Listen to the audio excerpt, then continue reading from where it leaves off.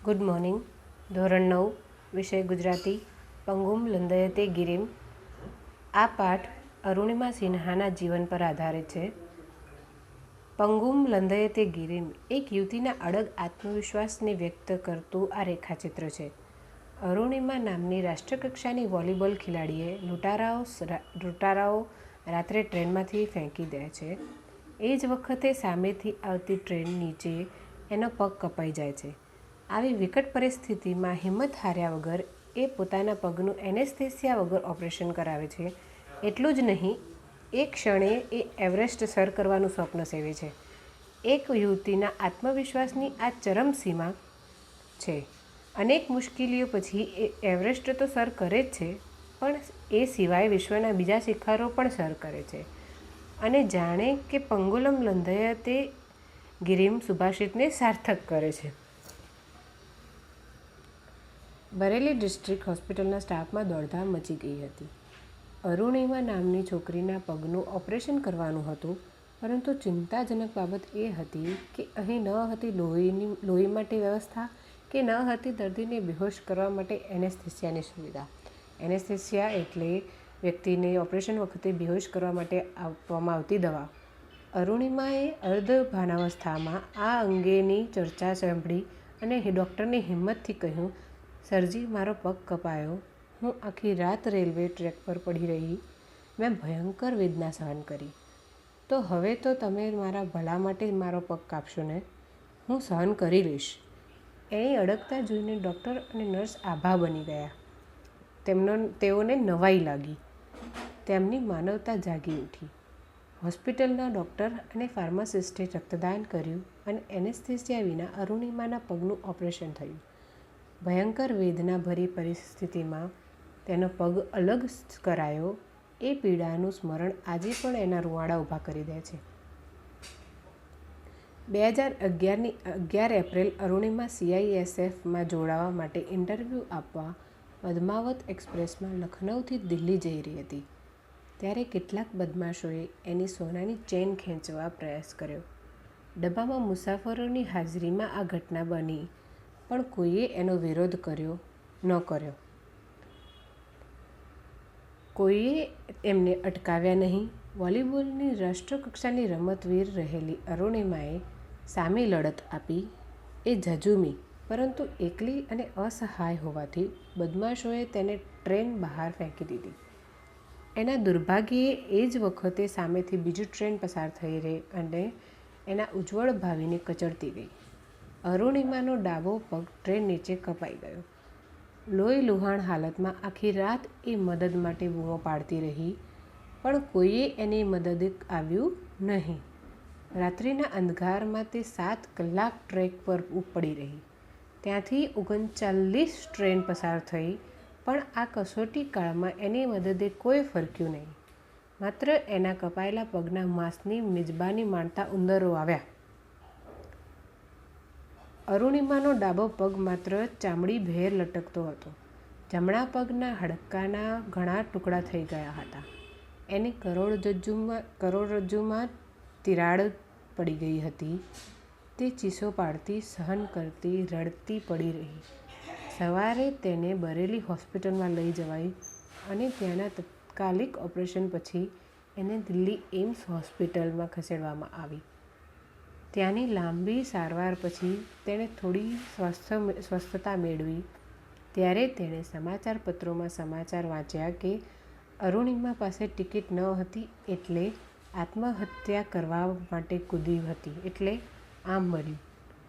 એના પરિવારે તમામ અફવાઓનું ખંડન કર્યું, પણ કોઈએ માન્યું નહીં.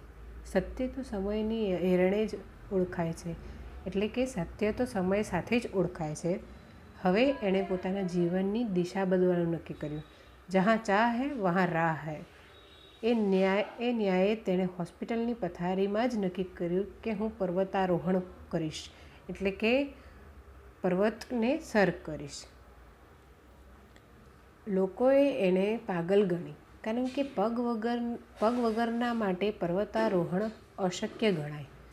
અરુણિમાના દ્રઢ સંકલ્પ શક્તિ હતી, પરંતુ પર્વતારોહણ માટે જરૂરી માર્ગદર્શન અને તાલીમ મેળવવા અને એ માટે આર્થિક સહાય મેળવવી એ બે કપરા પ્રશ્નો તેની સામે હતા.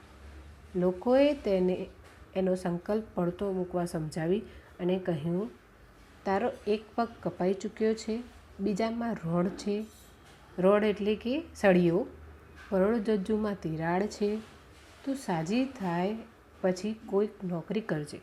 લોકોએ એનું અપંગ શરીર દેખાતું હતું, એનો અડગ આત્મવિશ્વાસ નહીં. અરુણિમાનું અંતર આ દુર્ગમ લક્ષ્ય પામવા પ્રતિબદ્ધ થઈ ચૂક્યું હતું. અરુણિમાના પરિવારે એને પ્રેમથી સાંભળી અને એના અડગ મનોબળને એને મજબૂત બનાવી. જિંદગીની મુશ્કેલીઓ અને મૂંઝવણો સાથે તે પથારીમાં પડી રહેવા માંગતી ન હતી. તે 1985માં એવરેસ્ટ સર કરનાર ભારતીય પ્રથમ મહિલા બચેન્દ્રી પાલ પાસે પહોંચી. તેણે અરુણિમાના નિશ્ચયની અડગતા જોઈને કહ્યું, એવરેસ્ટ જેવા દુર્ગમ પર્વતના આરોહણ વિશે વિચારીને તે અંતરમાં તો તેને સર કરી લીધો છે, માત્ર હવે જગતને બતાવવા ખાતર તું ત્યાં ચડવાનું બાકી છે. બચેન્દ્રી સાથે મુલાકાત એનામાં અનેરી હિંમત અને ઉત્સાહ ભરી દીધા. પરંતુ આ ક્ષેત્રમાં અનેક મુશ્કેલીઓ એની વાટ જોતી બેઠી હતી. બચેન્દ્રી પાલ મેડમે એને સમજાવ્યું હતું, અરુણિમા, તારા વિચારથી કે તારા શબ્દોથી તે એવરેસ્ટ સર કરી લીધું છે, પણ તું સાબિત કર કે તું આવા શરીરે એવરેસ્ટ સર કરી શકે છે. અને એ મંડી પડ.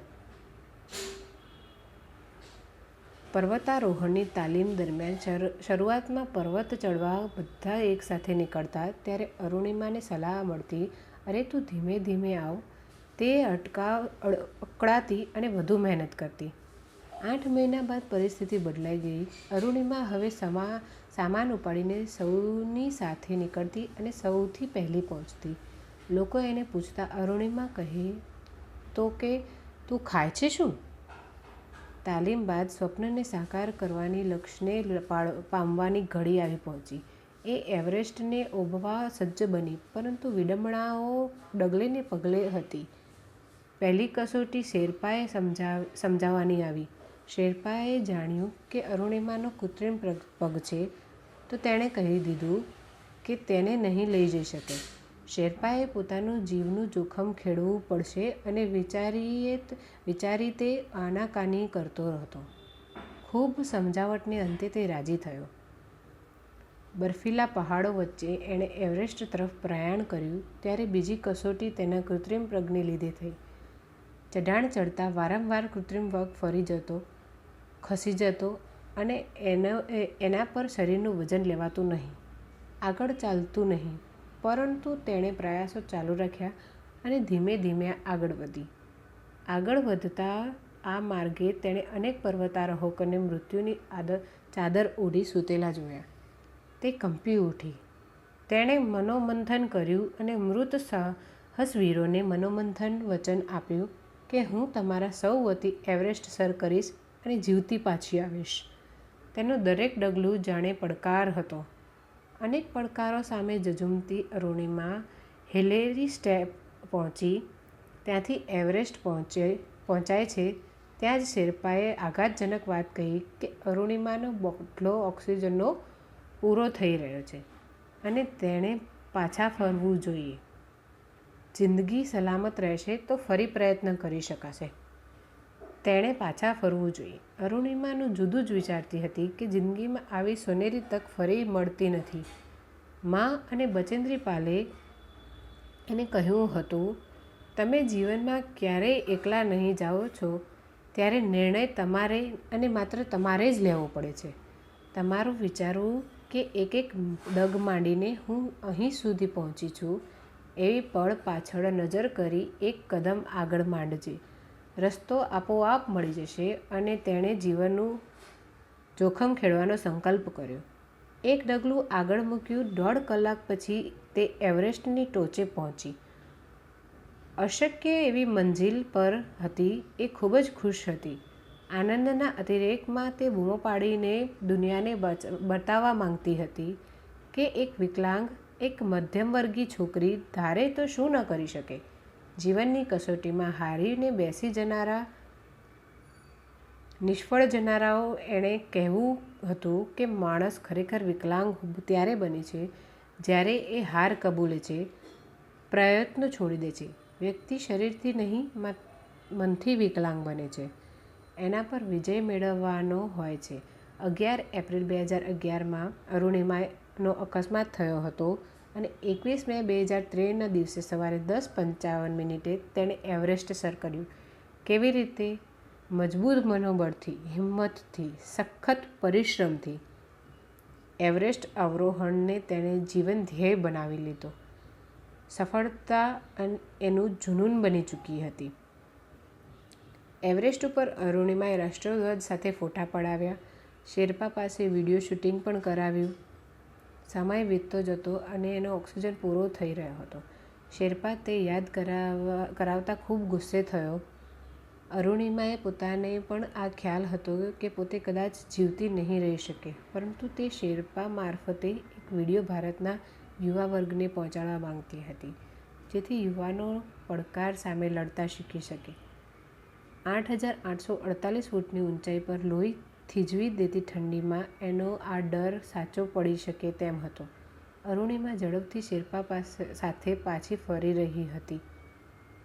ત્યાં જ એનો ઓક્સિજન ખલાસ થઈ ગયો. તે નીચે ઢળી પડી. શેરપા તેને હિંમત આપતો, ઊભો થવા માટે સમજાવતો હતો, પણ અરુણિમામાં તાકાત ન હતી. Thank you. હવે આગળનું આપણે નેક્સ્ટમાં જોઈશું.